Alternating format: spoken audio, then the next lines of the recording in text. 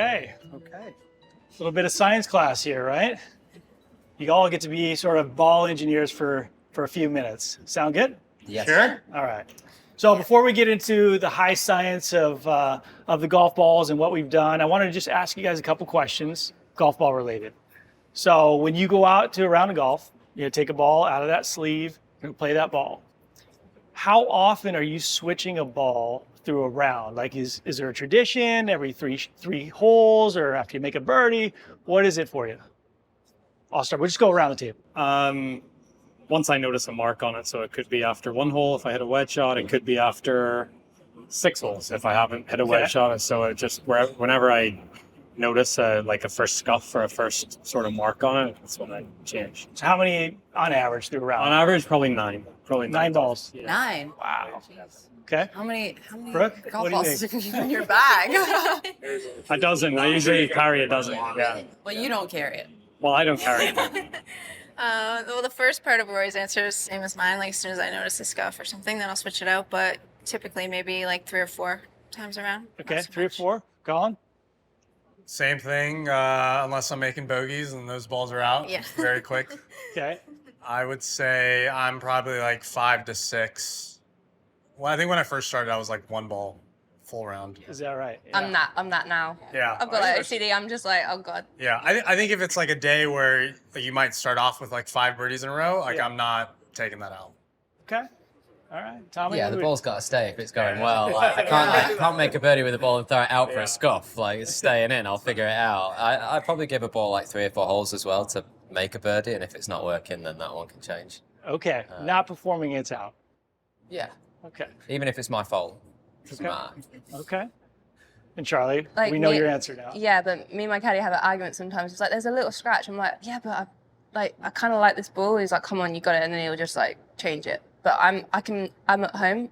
I don't know if it's because I was younger. Like we used to go out ball hunting, and like a good ball would be like amazing. I'd play like 4 rounds of it. Like Yeah. at home, I still play with the same ball twice, and I get told off. Like, Like so stop I'm just- I practice like on it, and it's like a... Yeah. Wow. Okay. Yeah. I'll give my golf ball 9 holes, and if it's not performing, then I'll switch after 9. But if I'm playing well, then I'll play with 1 ball the entire round. Okay. I'll max go 3 during 1 round. Okay. Yeah.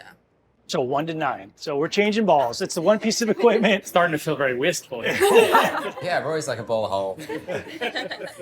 It's the one piece of equipment you use on every shot, and then you're switching throughout a round. So that's quite interesting, different than all the other pieces of equipment in your bag. Now, when you go out and test new balls, I know, and we don't probably have the time to go through each of you, but when you're testing new balls, do you have a process you go through? How long does it take? Maybe a couple of you can kind of give me insights into that. Nelly, you've been testing recently. Yeah. I go from the green back, making sure that I like the way it reacts when I'm chipping, when I'm putting, and then I kind of work my way back to like irons and driver. Okay. But for me, I hit a lot of flighted golf shots, so I tend to spin it a little lower. So just making sure that it's kind of hitting in that gap that I want, but I work from the green back. Okay. Anybody else do green back? I guess I haven't been, but the ball switch that I made, I guess in 2025 was from the greenback, and I stumbled upon the ball, Right. and started chipping around, being like, oh, this feels really good. And then, you go from chips to like 50-yard shots, then to 100-yard shots, and it just every sort of area, it felt just as good as the last. So, and that's the first time I'd really sort of went with that process of going from the greenback. Yeah. Interesting. Well, okay, throughout the testing process, do you think about consistency in that golf ball as well? Again, you're switching out quite a bit. You're testing all these different shots. I know we think about it a lot, but how often do you think about the consistency of your golf ball? Yeah, it's huge. I mean, I start with my irons. I just feel like you have the most shots with irons, and that's a big component for me to see how it's going to curve, because every ball is going to fall differently. Every ball is going to launch differently, and if it's not fitting that window, then it's a hard fit to even put in, because then you're going to change things. Like we adjust, I think all of us adjust so much if you give us enough time with a product that sometimes it goes against what you're trying to actually do, but then you forget that because of what you see. So consistency is huge. Like if that first ball or those initial 5 to 10 balls are what you like to see, then when you take it out on the golf course and you play in different conditions, you're hitting different shots to pins or putting, whatever, it's huge. And if you start seeing that repetitive process, and it's like you trust the ball a lot more. Right. Makes a lot of sense. Okay. Well, here we have in front of you all 3 balls each. And I want you to take a look at, you can pick them up. I want you to look at each of these balls to see if you can see a difference in any of them. Obviously, there's a line and a dot, so pay no attention to that. But can you see a difference between these balls? Yeah, these two. Dimple. Well, dimple Yes. pattern is way Yeah. different with the one with the Way. line on it. This Dimple one's patterns are the sharper. same. Sorry, dimple pattern? Dimple. Sorry, What about the, dimple, like, the dimple, sharpness? dimple depth then, or Yeah. dimple. Yes. Yeah, this one's like the moon. Yeah. This one almost looks like it has like a circle. Will this will be softer? Nope. Hmm. Softness is the same. They're all the same. Well, no, you know, like the spinny thing. Yeah, like the spin, yeah. yeah. Well, what's Maybe I- the coating. okay? Okay, the coating maybe. Yeah, because this one looks shinier This than one's this one. this one's got more of like the gaps between the dimples are slightly more pronounced, like a little larger. I would say this one's shinier than this one. Is Is the that seam different on one of them? Say it again. Is the seam different on one of them? I think the blue's the best one. I love how meticulous all of you are. We're talking Superman power vision here we're looking at. But the reality is that all of these balls in front of you are all, the insides are all identical. The dimple designs are all identical. But there is an invisible problem. Different paint. There's an invisible problem on 2 to 3 of these are a real problem. Blue's got to be the best one. I'm putting my money there. But the reality is that the paint is sort of paramount for performance. So you're not done once you go to the inside, then you create and design this great dimple pattern. And then we've uncovered this part of the outside of the golf ball that makes a huge difference. So when you really dive into the inside, you think about paint. So I'm going to show you this on screen. We have to go to the sort of microscopic level.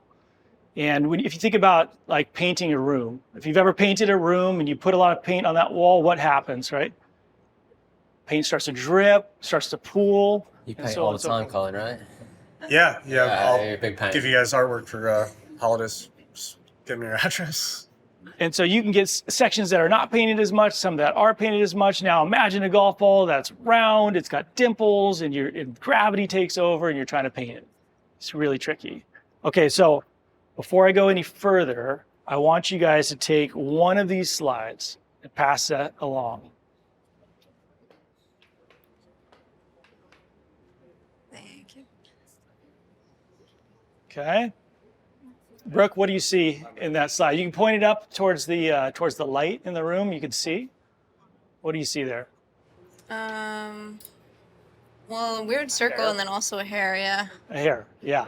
It's actually Tommy's hair. Yeah. Is it? Yeah. Why wouldn't it Don't be? know where from. We are not inspecting Tommy's hair today, but we are using it as sort of contextual for the size in terms of what matters. In fact, like the problem that we are uncovering is less than the thickness of Tommy's hair. Pretty thick hair.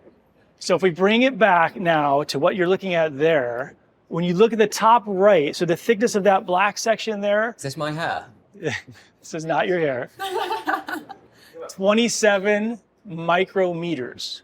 Okay, so 27 micrometers, that's about the half the thickness of your hair, okay, of one strand of hair.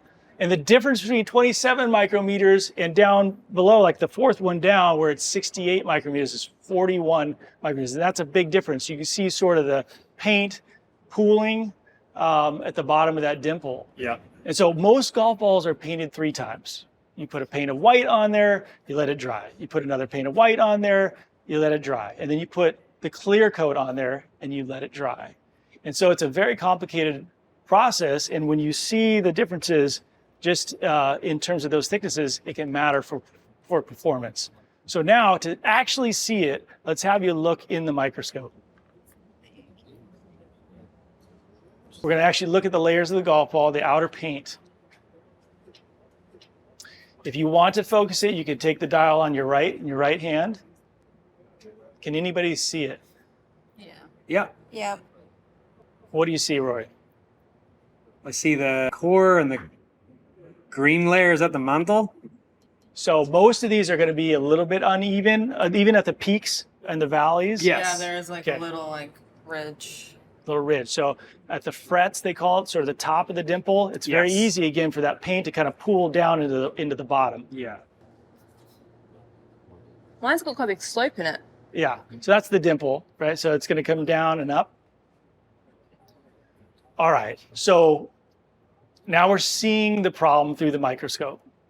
Now, what does that mean for you all in terms of performance or for golfers that are just picking a ball out of that sleeve? I want to show you that on the screen. So some of these we call sort of heavy painted or pooled painting in the dimples, and others are sort of uneven painting. Yeah. Okay, so let's see how those balls perform on a robot.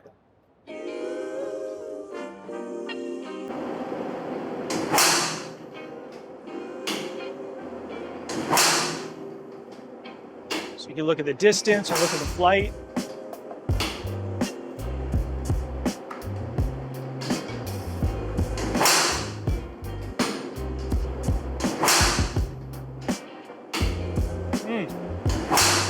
Also different.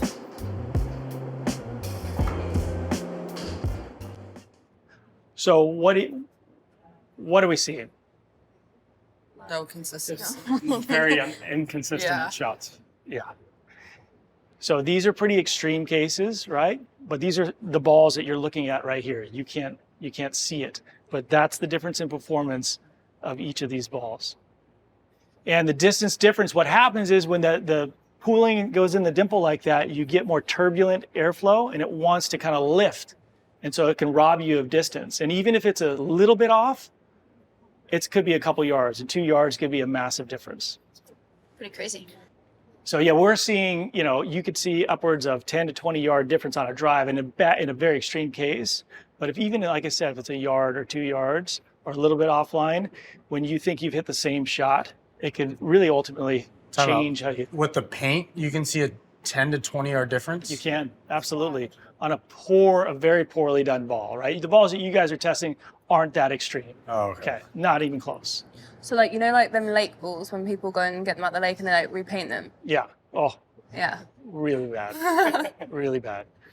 Yeah. I don't get them obviously, but I mean, just when you see them in the pro shops back home. Right, Charlie. Right. Yeah. right. She's selling them. Because when I was younger, I used to go ball hunting around the golf course and I used to like sell them back into the pro shop. So I got money to buy chicken burger in the pro. Businesswoman. Little did you know what you Little did to their hustler. game. Yeah. Yeah. And so our team dove in, right, to this, what was invisible, made it visible, and then went to solve it. And so what we've created in the new TP5 and 5X golf balls for 2026 is called microcoating. And so that final step, we've designed the dimple the way it is, and now the coating that goes on the outside of the ball has to be even and uniform, and so that the dimple performs the way we've designed it. And every golf ball company has this challenge, everyone. And so that every ball that you pull out of your bag, out of that sleeve, performs exactly the same. And so when you're looking at this screen, this is uneven paint on the left and microcoating on the right. So you can really see the difference. These are 200 times magnified. So again, you had already seen the one on the left, Wow. and now microcoating on the right. So just less paint then? So there's less paint and more uniform, same durability, but because you're putting less paint in, it's consistent across the entire dimple. You're getting that consistent flight on all your shots. So it doesn't affect like scuffing, like a I was going to wedge. say, Like we does put in less a paint wedge. make a Right. difference to... It's equally as durable, but just more uniformly applied.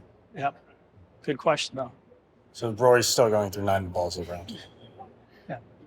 Yeah, but it's using a lot less paint, so... Save the environment? Yeah, better sustainability. Okay, so you guys want to see what the new TP5x with microcoating, how they perform? Yeah. All right, let's take a look.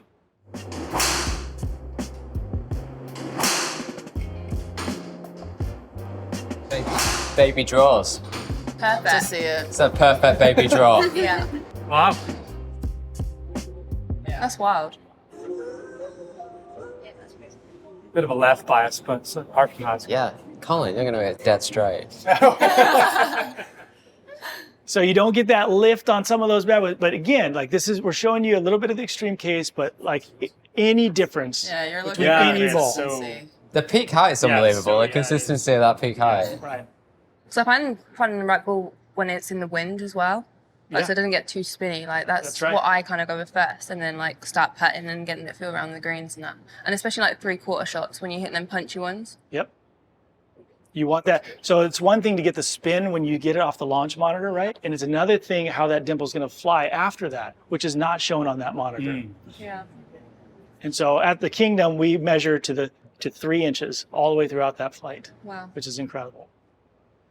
So the new TP5 and 5X with microcoating in 2026, our job is to take something that's very complicated like this and make it really simple for golfers to understand, because not everybody can be in the room with us, kind of go through this session in this lab. So we actually created a piece of content that I think might put a good bow on what we've described and talked about and the technology that we have implemented in the new golf balls. So you want to take a look at this.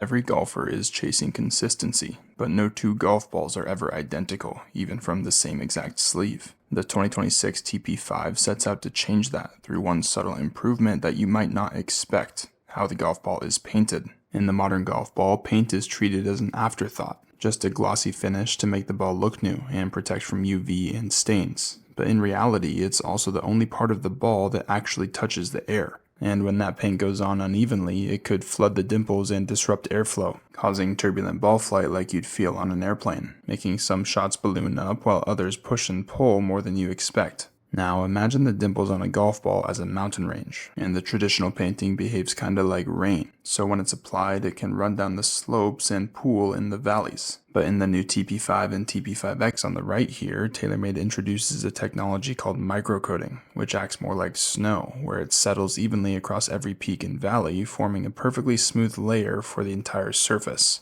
That layer might look invisible to the naked eye, but it's where the real precision begins. You see, the paint on a TP5 is less than 50 microns thick, roughly 1/500th of the ball's diameter, and less than the thickness of a human hair. With microcoating though, TaylorMade can now paint with a tolerance that's less than the width of a red blood cell, creating one of the biggest jumps in consistency the golf world has ever seen. To understand what it means for you, let's look at the TP5 on the testing range and see the difference between the old and the new balls. On this chart, the x-axis shows horizontal dispersion, so how far shots spread left and right, and on the y-axis shows distance variation, or how far each drive carried. The first gray ellipse on this chart shows the 2024 TP5, and the second blue one is the 2026. Same test, same everything, yet the dispersion shrinks significantly and shifts roughly 5 yards further downrange. For golfers, it's confidence that you can't actually see in your hand, but you can see in the numbers on every swing.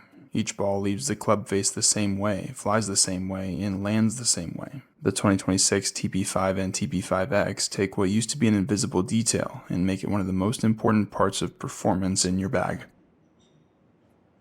Well, Impressive. Well said. Yeah. everybody understand? Pretty compelling, yeah. Pretty compelling. Yeah. So we're obviously very excited for what we have coming. And again, the ability to get a technology like this that's 1/10 of the human hair that equates to performance like you're seeing there, I know it matters to all of you, and I think it matters to a lot of golfers out there. The game's hard enough as it is. Yeah. Absolutely. Moral of the story is don't use late balls anymore. That too. Okay, any other questions? Good? What ball was the right ball? You nailed it. The blue ball is the micro-coated ball. I don't know. Yeah. You are meticulous. What an 8. Yeah. What Well an eight, done, yeah. Collin. Yeah. Very good, Collin. Great eye.